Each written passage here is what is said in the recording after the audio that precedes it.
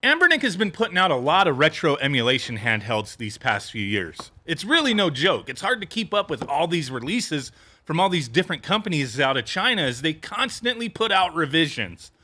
Anbernic likes to do these incremental revisions, it seems, and then make numerous versions with slight changes, material used, orientation, and different screens. It's kind of annoying at times, but I also suppose it's nice to have options.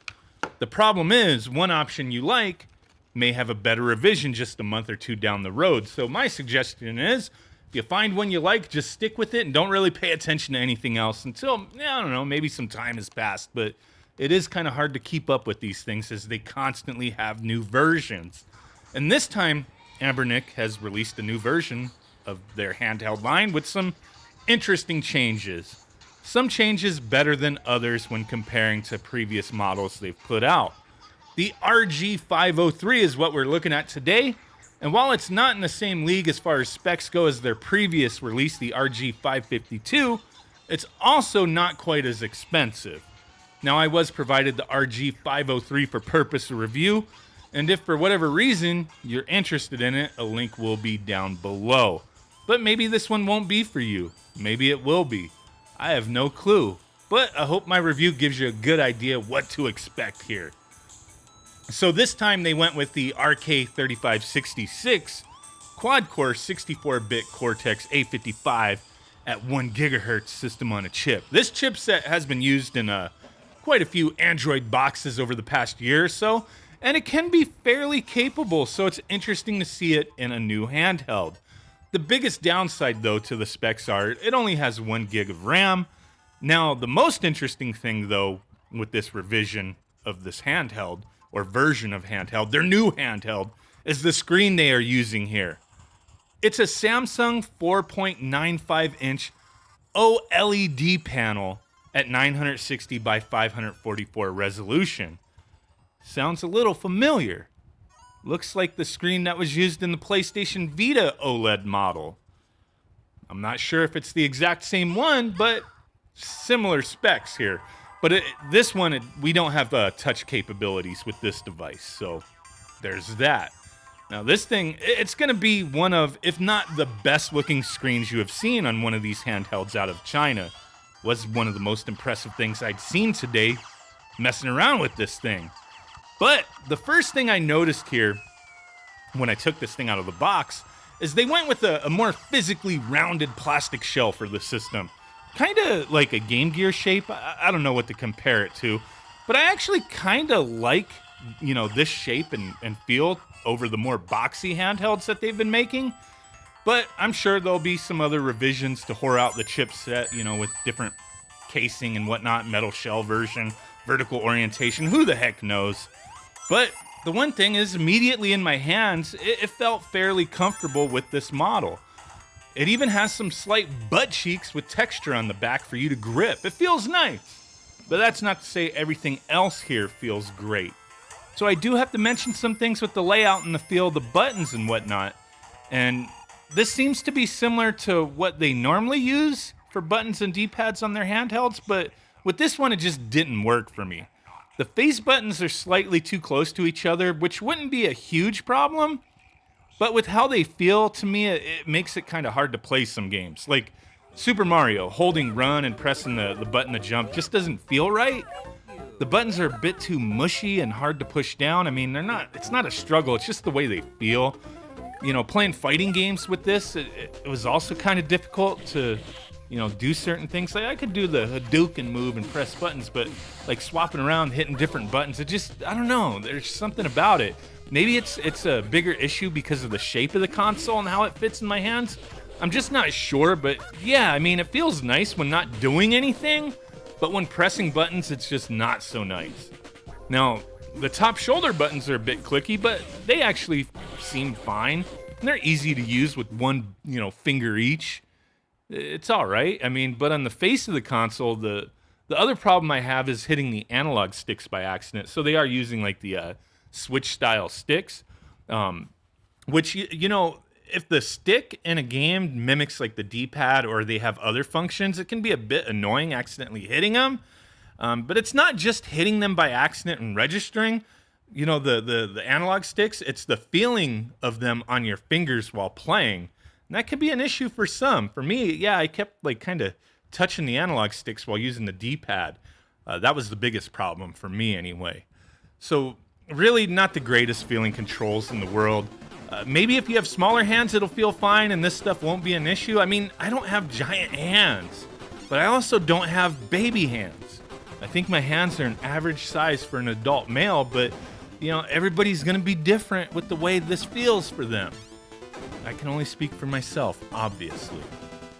Now, the one thing I suppose is, you know, that you could do if you just want to say screw it and use the handheld plugged into a TV via HDMI, you can do that. You could sync up a Bluetooth controller to kind of get away from the built-in controls and just play that way. I mean, it's a nice feature to have, but if you have to use it that way, you know, for it to be comfortable to play, it kind of defeats the purpose of having a handheld to begin with. So, you know, not really to shit all over this thing. I know that's probably how it sounds from the start, but, you know, I really don't think any of these devices have been the perfect handheld. But, you know, sometimes negatives can be subjective, but I'm just sharing my own thoughts. I have no idea what anybody else thinks. But now for those of you who are still with it and considering the device, we got to talk about performance. Nothing too surprising here. All your 8 and 16-bit stuff will work amazingly well and will look awesome on the OLED screen. Moving into stuff like the Dreamcast, I found a lot of games played better than some recent handhelds and emulation options I've tested, but you still may find some games having slowdown or other glitches. But games that I had problems with recently on other devices did play decently well here. Now, the system I received, it had a 128GB micro SD card installed with games ready to go. So, you know, those are what we're testing out, just right out of the box. A lot of games were included, but also, like usual, it's just a ROM dump of a mess. Many duplicates, multiple languages of the same games. Not even knowing when you boot a game, is it the English version or is this a Chinese version? What is it? Kind of it's a mess. There's hacks all over your face, just set up in the normal console menu. No real care went into the build in relation to being presentable or organized well. You know, almost no scraped art or metadata is included here. So I'm sure if you want a nice looking setup, I wouldn't put hope into any of the configurations that are being sold with the different storage options. You'll have to put in work to get it looking nice, or find someone else who put in the work and use their build type of thing. So continuing on with performance, we do have a few PSP games here this time, but not many, but also not flooded with minis, so that's cool, I suppose. What they included here for PSP mostly seemed fine, but you will still find some games that may be sluggish. Some games might require frame skip to be turned on or boosted up to even make some games kind of feel playable. It's going to be a mixed bag with PSP, but you will find some things that are okay. Now moving on to PlayStation 1. So PS1 plays fine on a potato grown in Chernobyl hooked up to a monitor, so not really a big deal, but PS1 works fine here. I would be surprised to find one of these systems where PS1 doesn't work.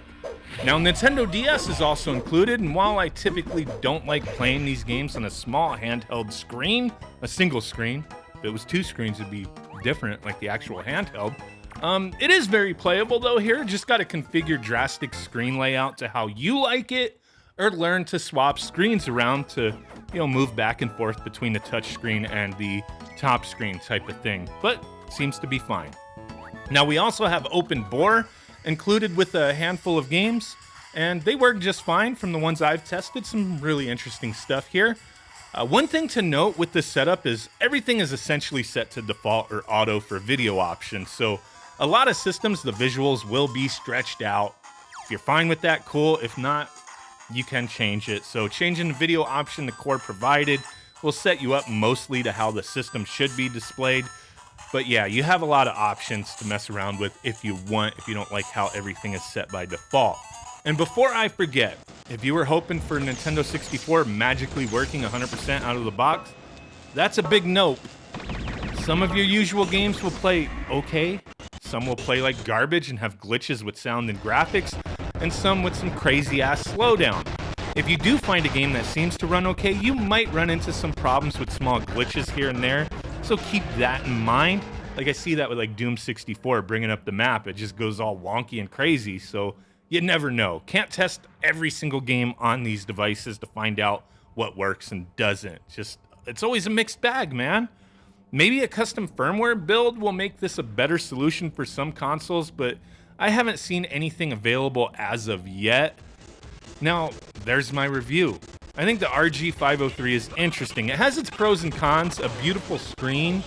Maybe you like the shape and design better than other Anbernic handhelds, but performance-wise, not really a leap from anything else they've put out.